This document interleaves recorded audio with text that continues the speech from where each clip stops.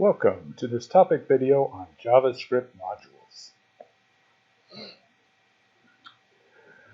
We have two types of modules, ES6 modules and Node.js modules. We're going to get familiar with those. Okay. So the readings. We've got import and export statements, and if you want to get really deep in how modules work, there is this guide. Not necessary for this class. If you are really interested, go ahead. Okay, general on JavaScript modules. Over history, we've had some different mechanisms. If you are working with historical code, legacy code, this can be a big help. It explains why things look the way they do. Okay, otherwise, not necessary. Okay. This is the documentation on Node.js modules. Okay, so why JavaScript modules? Almost all computer languages support breaking programs into more manageable pieces, separate files. We need to avoid name collisions and variables and functions and things like that. We want to promote code reuse via libraries and frameworks, right? We're just about to start using the biggest open source repository of libraries and frameworks and stuff like that, NPM. Okay, so how can we do this? Okay, the state of JavaScript modules. JavaScript initially didn't have any module support as part of the language. Everything was kind of done with globals and such. A number of design patterns were used instead. These tend to be non-optimal, confusing, or both.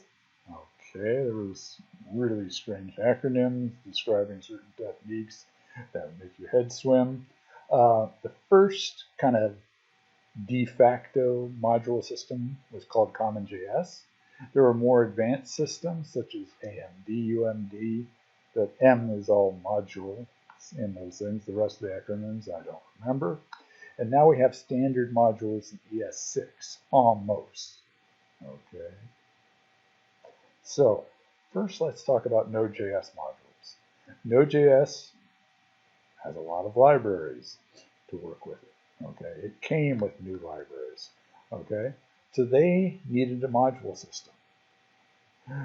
There wasn't a standard JavaScript module system, so they based theirs on a require statement. Basically, that's how you import things, and you have a modules export object is how you can export things from a module. Okay, so we can assign external modules to a variable. Okay, so we always have a variable name equals require. Okay, you determine what you want to export from a module, and you add it to this module exports object. Okay, so let's take that out of gobbledygook. Okay, so if you are working with Node.js, and in a file you want to share variables, strings, objects, functions, you add them via names, properties, to the module's exports object. Right? This is our classic object notation. Okay, module exports doesn't have anything in it initially. We add to it. I add win, this win property to it. It's just an integer. Okay, I will add this tide property. It's a floating point number. I add this board property to it. It's the string. This foil property. Okay, it's an object. I can then go and import it using the appropriate name. Notice I don't need .js here. Okay, I require it. Got to give it to the path. Then I can get these things. Okay, I'm not going to demonstrate. Okay, saved some time here.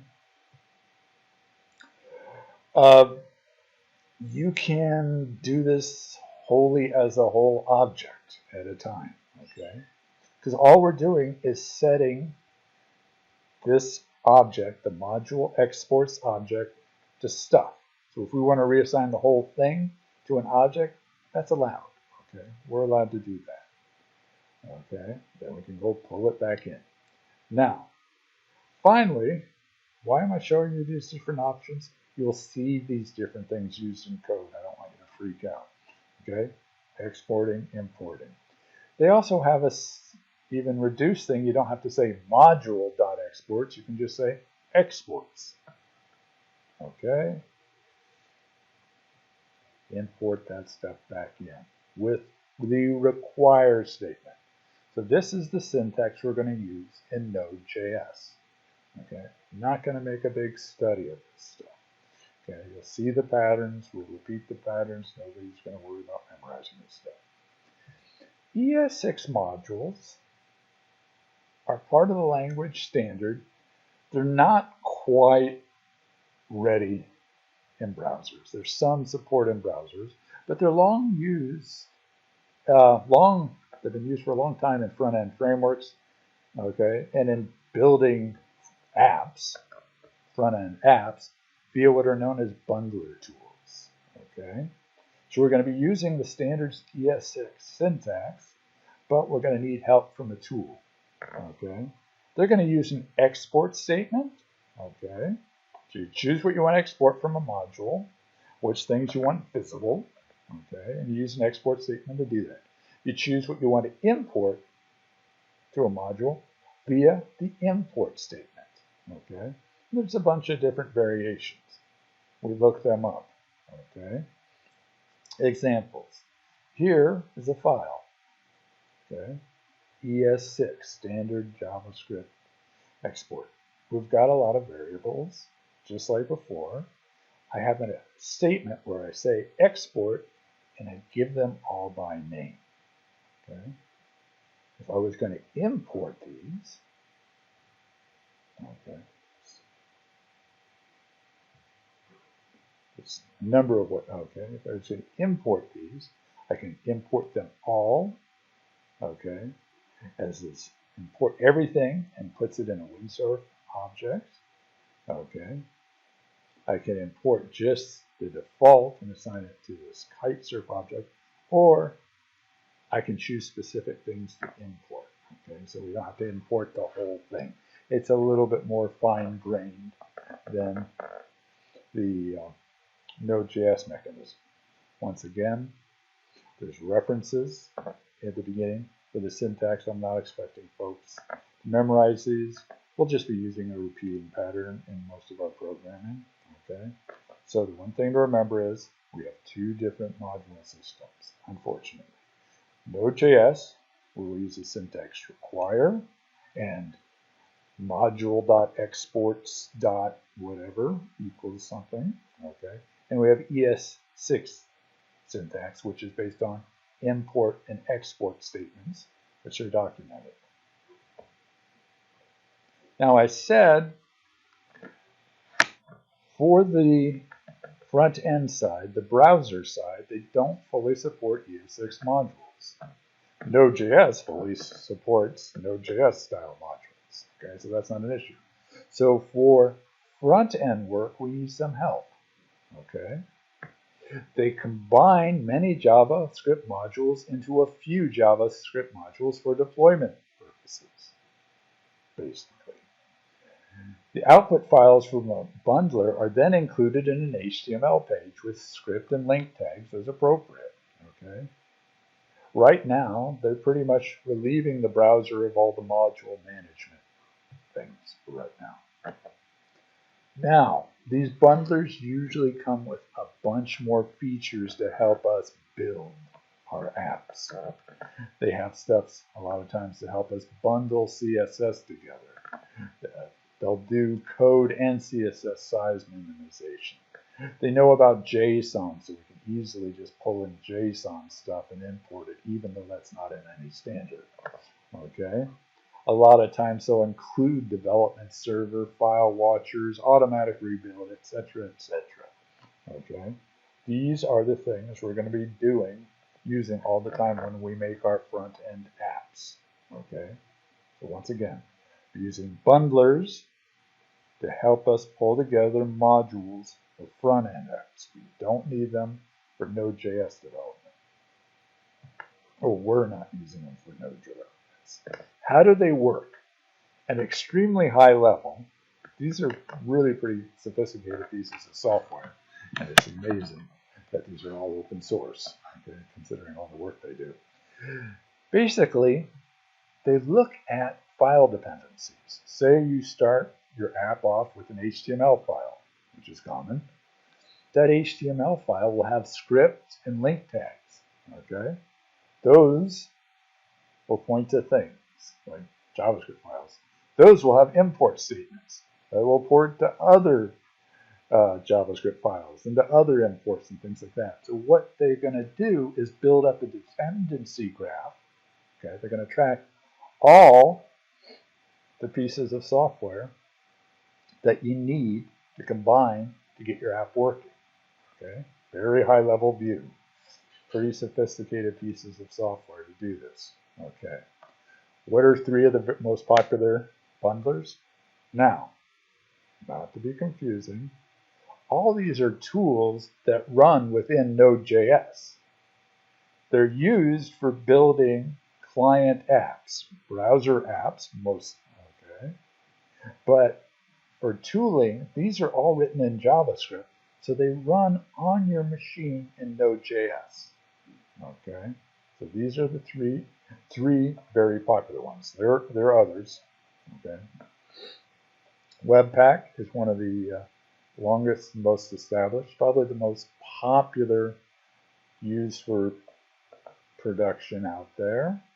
Okay, so here's a nice description where they show all the different types of files they can deal with, and you combine them all together and just get a few output files, static assets. Okay, modules with all sorts of dependencies.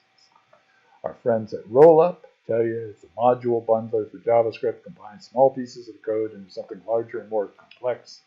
Okay, such as a library. Okay, it uses a standardized format. Okay, not using the old-fashioned mechanisms. Okay, PARCEL. PARCEL is what we're going to use in this class. It's very fast, they claim. I think it's pretty fast. Here's why we're using it. It's very much zero configuration. Okay, there's only a few things that we will ever configure with it, and that'll be on the command line. Okay, we can do this as a global install rather than per project, which saves tons of space. Okay, allows us to create a lot of different React apps.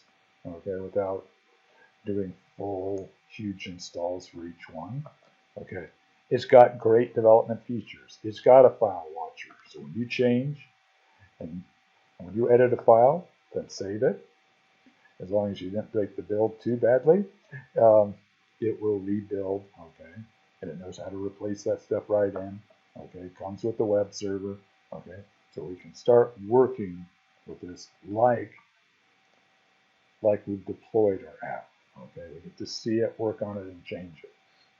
Okay, so they're full featured. Okay, Webpack, Rollup, they have these features too if you choose to turn them on. With PARCEL, we don't have to turn them on or off or anything. It's there. Okay, so what I do is I do a global install of PARCEL. npm install -g PARCEL bundler. Okay, now if you're on Linux or a Mac, when you do npm installs, if you want to do a global install, you most likely have to be a super user or sudo, S-U-D-O. Use that command prior to the npm command to get you installed. Okay, so read the Get Started guide otherwise, but that's about all we need to do. Then we will give, okay, how do we run it? We go PARCEL, the name of our start file, like index.html, okay, and if you need to run multiple development servers, you have the option, that we'll teach you about, of what port numbers mean. Okay, but right now we're just going to say PARCEL, name of your first file, your entry file, usually like an index.html, and we're good to go. When we go to production, okay, so this will bring up the development server, this will bring up the file watcher, okay, so So when you make changes to your project, it'll get updated. When we go to production, we need to use relative URLs. Okay, so we're going to use, at least because the deployments we're going to do, we need to use relative URLs. So we will use the command parcel build. Notice the build. Okay, the starting file name, and then this option --public -URL /. Okay, remember this come deployment time. People go, Professor, how do I deploy? How do I deploy? And it's like, I'll try and put that in the homework assignment to remind folks how to deploy, but it's right here. Okay, so we'll be using PARCEL for all our React work. Okay, we won't be using Create React App. Okay, and PARCEL is good if you're doing all sorts of other work, like you want to do D3 work or whatever, and you don't want to, and that's a nice way of just bringing in those pieces that you need. All right, bundlers, modules. Okay, we're not going to worry about the theoretical side of these things. We're just going to use them, and we're going to use just recommended features and syntax on them.